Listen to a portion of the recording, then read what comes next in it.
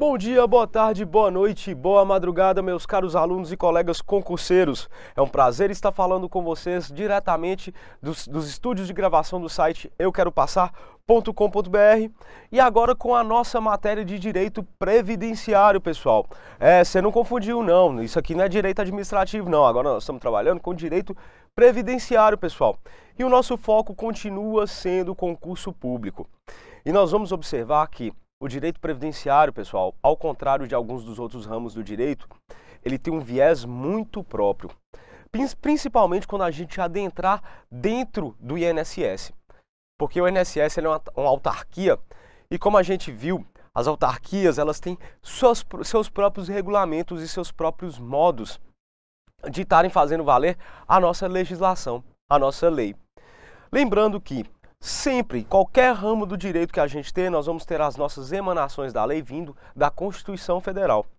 E aqui pra gente, no direito previdenciário, não seria diferente. Então nós vamos também estudar. Nós vamos estudar a Constituição Federal, nós vamos estudar as leis próprias que vêm do direito previdenciário e nós também vamos estar observando os regulamentos próprios do INSS, pessoal. Essa matéria aqui ela é de suma importância para quem quer tentar concurso dentro da área do INSS, dentro da área da Previdência e da Seguridade Social.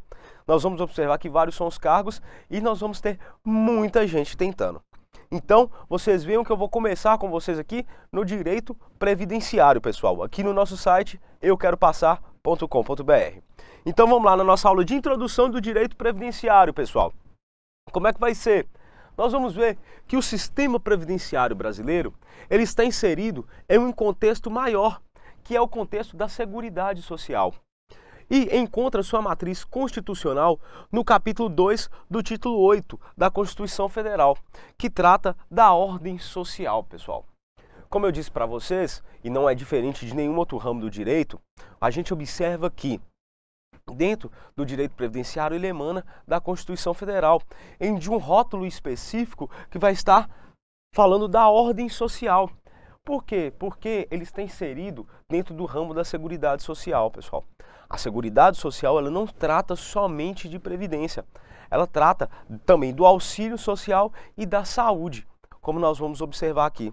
São necessidades que a população tem e que o Estado deve manter, que o Estado deve auxiliar essa população. São situações, e eu tenho um colega professor também que costuma falar que quando a gente trabalha com previdência social, nós vamos estar trabalhando com tudo de ruim que pode acontecer com o ser humano.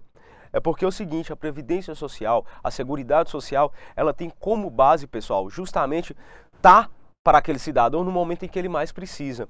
É quando ele sofre uma doença laboral, é quando existe uma pensão por morte, é quando existe uma necessidade de aposentadoria, ou seja, quando o empregado, ele já chegou a um momento em que ele tem de se aposentar, ou então ele teve o próprio falecimento desse segurado.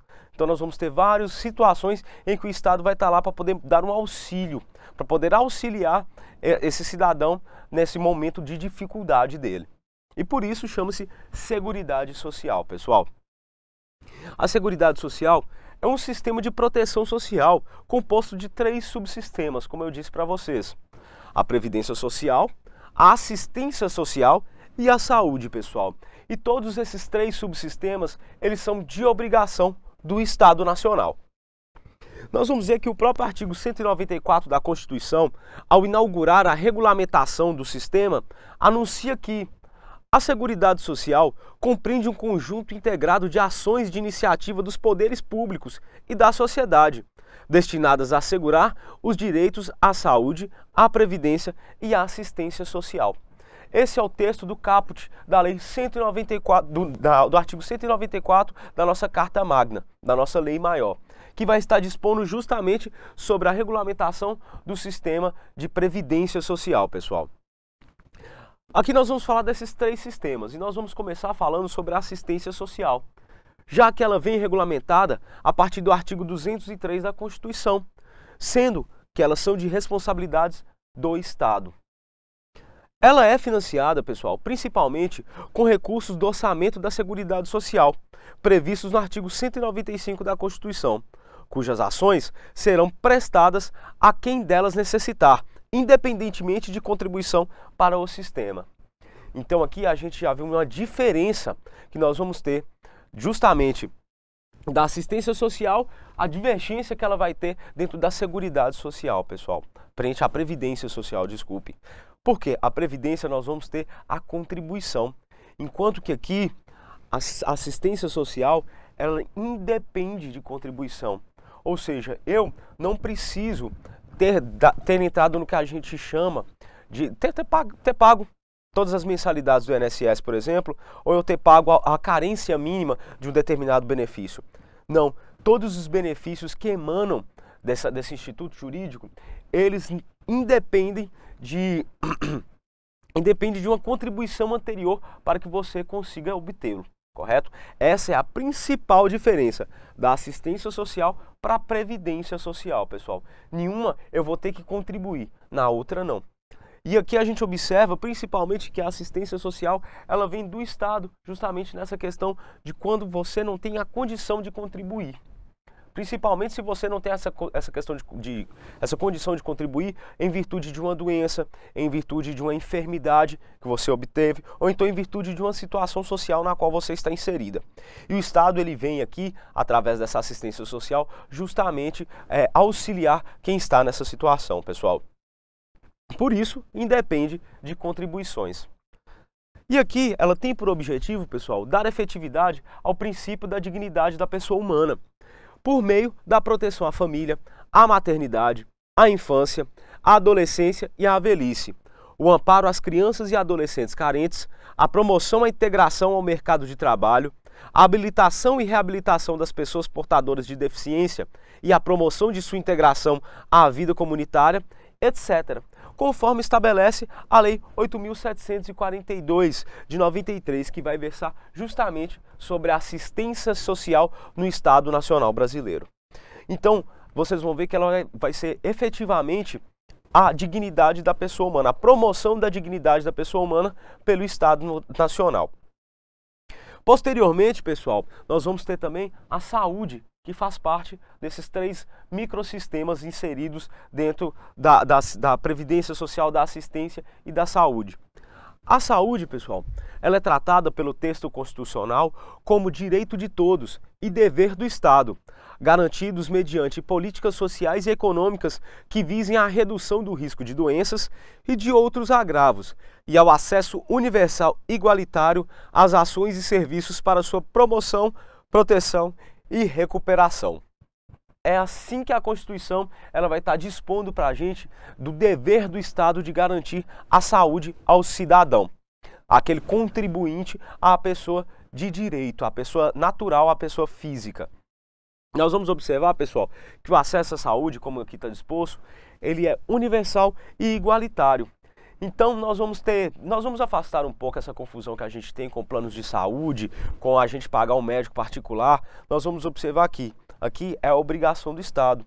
Então, independente de se existe toda uma iniciativa particular por trás do sistema médico nacional, aqui nós vamos estar falando de como o Estado deve prover essa assistência médica.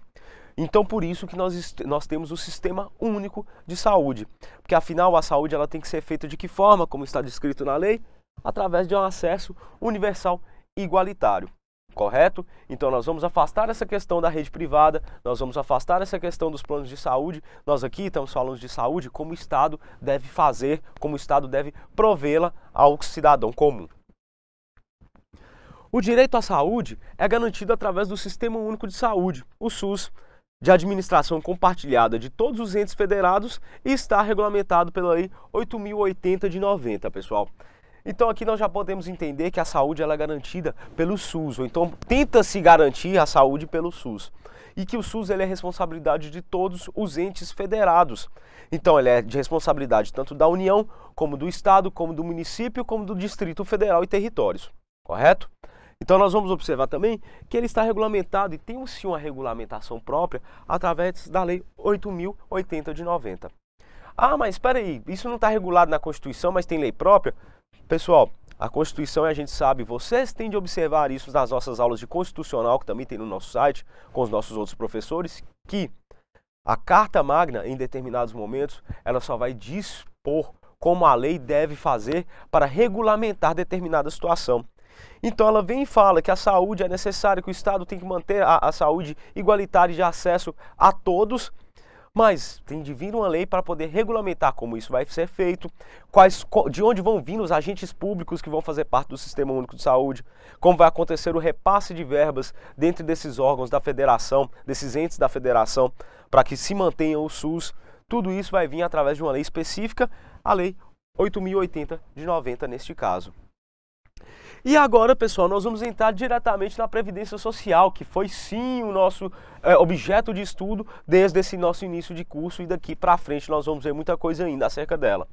E a Previdência Social, ela encontra fundamento nos artigos 40, 201 e 202 do nosso texto constitucional. O artigo 40, pessoal, da Constituição Federal, trata da previdência dos servidores públicos titulares de cargos efetivos dos entes federados, incluindo as respectivas autarquias e fundações. Então, o artigo 40 ele vai falar sobre um tipo específico, um regime específico de previdência social, que vai ser a previdência ligada aos servidores públicos titulares de cargos efetivos dos entes federados. Esse vai ser esse regime, um regime diferenciado, nós vamos estar abordando nas nossas próximas aulas. Isso aqui eu só vou estar dando para vocês uma pincelada introdutória dentro da Previdência Social. Guarda certa semelhança, ou seja, o regime que nós trabalhamos, o regime do artigo 40 da Constituição Federal, que trata dos servidores públicos, ele tem uma certa semelhança com o regime geral da Previdência Social, que é o que nós vamos estudar pra caramba, pessoal. Esse é aquela parte genérica toda, é onde todo mundo que não está no negócio específico vai adentrar. Então nós temos que dar uma observada muito grande dentro do regime geral de previdência, que está descrito no artigo 201 da Constituição Federal. Já que também, ou seja, os dois guardam uma semelhança porque ambos são organizados com base no sistema de repartição simples e sendo também de caráter contributivo e solidário, devendo buscar a preservação do equilíbrio financeiro e atuarial. Pessoal, uma coisa que eu quero explicar para vocês. Nós estamos observando aqui o contributivo e o solidário.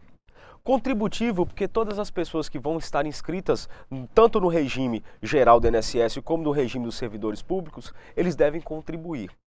Mas não é como a gente pensa. Eu contribuo aqui a vida inteira, quando eu cheguei na idade de aposentar, eu vou lá e resgato esses valores que eu fiz um investimento. Não.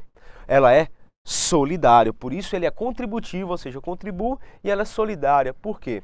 Porque quem está trabalhando agora, ele vai manter o pessoal que está aposentado agora.